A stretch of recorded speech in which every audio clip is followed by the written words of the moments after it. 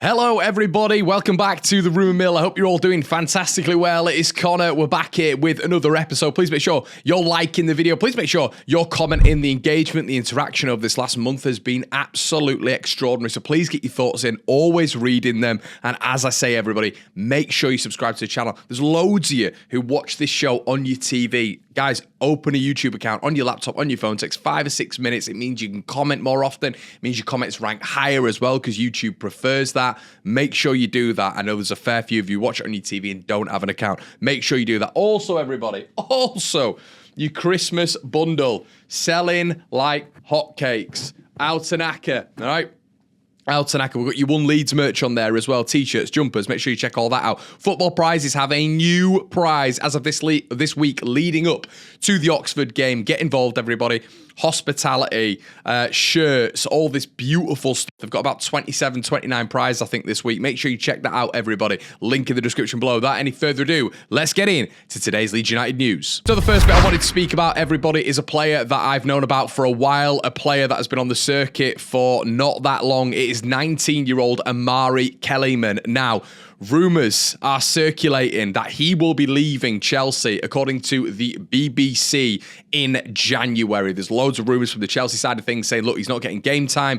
Villa sold him, originally from Aston Villa, to Chelsea for 19 million quid, everybody. Let me say that again, 19 million quid. Wow, for a youngster. And he was by far, and in a way, according to Villa fans, their best academy product by a country mile. Now, where does he play? I hear you cry. Central attacking midfield. He can play on the left or the right. He can play up front as well. Now, we know with Leeds, we are absolutely obsessed with versatility. And I think it's the right way of going about it. You know, if some player can't fit in up front, you can put William Yonto in the 10, or you can put Ramazani in the 10. You can put Brendan Harrison wide left if you want. You know, we have in our front line many positions of which we can say that our front line can play in, not just one position. I think that's something that Leeds do hone in on when recruiting a football player. And I think that's key. And I think it's a really good recruitment strategy from Leeds United. But a little bit more about Amari Kellyman. Was bought from Aston Villa. They did not want to let him go. They did not want to let him go. Chelsea came in with the big bucks, but he's just not starting now. The talent that Chelsea have going forward, they're going for a Premier League title, but according to sources down there, they see him as the future. Probably quite similar to Louis Barry at Aston Villa, ironically, so they won't want to let him go permanently. But Amari Kellyman looks like an absolutely top quality addition, of which somewhat, you know, he could rotate with Brendan Harrison. He's only a young lad. He would be getting, you know, first team football really for the first time, which he didn't properly get at Aston Villa. We all know he's only a youngster. So he could split his time with Brendan Harrison in that role. It would be a very low risk addition to bring in. It would be loan, filling one of those voids that Leeds United need to fill in January. It's a position that Leeds have to fill in January, in my personal opinion. It ticks all of the boxes, everybody. Amari Kellyman at Chelsea, linked to Leeds United this morning, and definitely will be leaving Chelsea, according to the BBC, on loan in January. Keep an eye on that one. Farke's urged referees to actually come and explain their decisions. You know, if it's a very, very crucial decision in a game, why? Why is it being that? Come and explain to Premier League managers, come and explain to Championship managers why you've made that decision, why you have decided to send X off, why you've decided to, you know, put Y in the book. All of these sorts of things, why you've decided to add 2 minutes on or 3 minutes on, as opposed to other games which have less injury time and less substitution time. You've decided to add 7-8 minutes onto that. And Daniel Farke, after the game, was calling for John Busby, or Busby, I believe his name was, whatever, who that absolutely Busby, there you go. The most terrible referee I've ever seen at Championship level. And that, by the way, everybody, takes some going. The only one who I think has been fantastic for Leeds this season, I think we've had him twice, has been, I think, Simon Ellison, who's been really, really solid.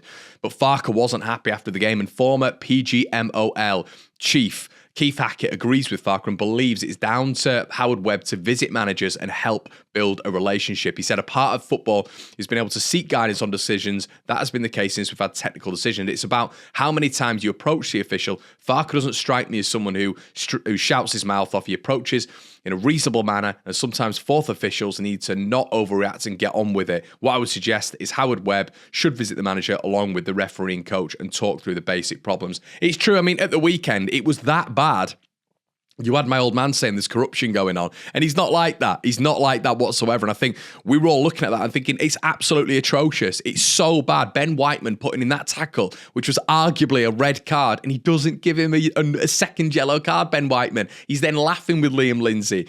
He's then laughing with other midfielders that are playing for Preston in that game. He actually went and was smiling with Ben Whiteman at one point. Unbelievable. Didn't get sent off, and then Heckingbottom takes him off at half-time because he's worried about him getting another yellow card.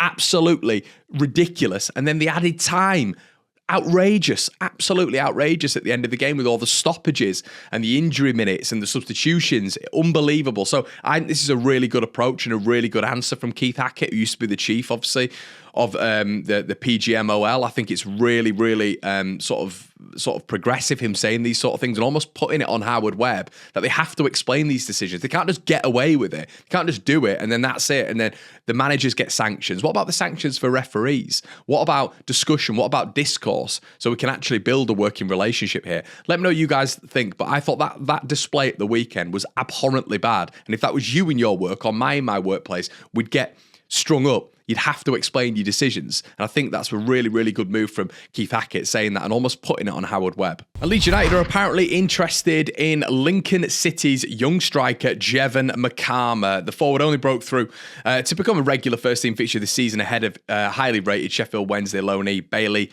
Cadamartri. So, yeah, apparently it's between us and Sheffield United, according to EFL Hub, that are going to be looking to purchase the player this upcoming winter window with the possibility of a loan spell back to the Imps for the remainder of the season. Obviously, Leeds United do have that link with Scoobs being at Lincoln City. Yeah, I guess probably one for the future, to be honest with you. This season, it's not been a great season for Makama. He's been largely subject to criticism in recent weeks due to his poor finishing. However, his strength and all-round understanding of the game apparently have massively improved. So keep an eye out for that one. And interestingly, I thought this was one to discuss. David Norris, former Leeds United midfielder, has been speaking about potentially Dan James being at risk of being touted by a Premier League club in January. And it's interesting because we never really think of Dan James in that bracket, do we? I mean, there's all of us who say Dan James has been really good for Leeds this season. You know what you're getting with him. Mr. Consistent. At the weekend, I thought he was Leeds' best player. And you can say that for many games going forward. But we always talk about maybe Nonto,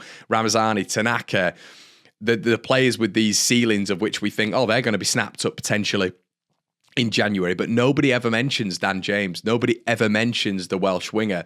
And it was interesting, Norris said, I don't see him going in January, but I would have him down as one of those mid-range Premier League quality players that some would take a punt on. And it does make you think, you know, with some of the clubs in that division struggling a lot, especially towards the bottom end, could you get them maybe asking the question about Dan James? I mean, that would be horrendous, but none of us really ever think that, do we, about DJ, but maybe he could be subject to interest in the January window.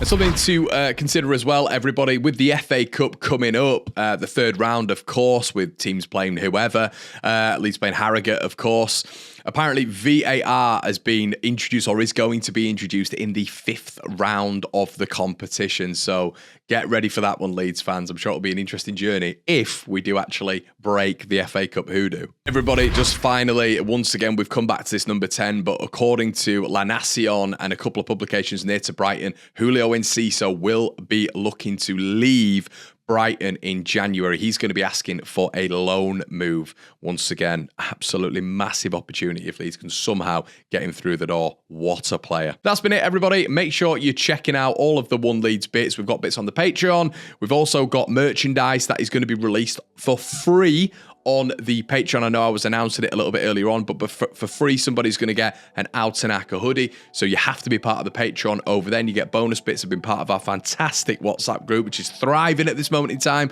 Obviously, the bonus podcast's up there, comments read out, and we are going live as a stream. People are getting involved at 5 p.m. GMT. On the Patreon, everybody can get involved, and we're just going to go through the Leeds United bits as well, everybody. Really small pool of people who just want to chat about Leeds, so you can head on over there and get that bit as well. So, yeah, a little bit there for you guys to get involved in. But as I've said, thank you so much for tuning in this morning, everybody. It's been an absolute pleasure. I'll see you in a bit.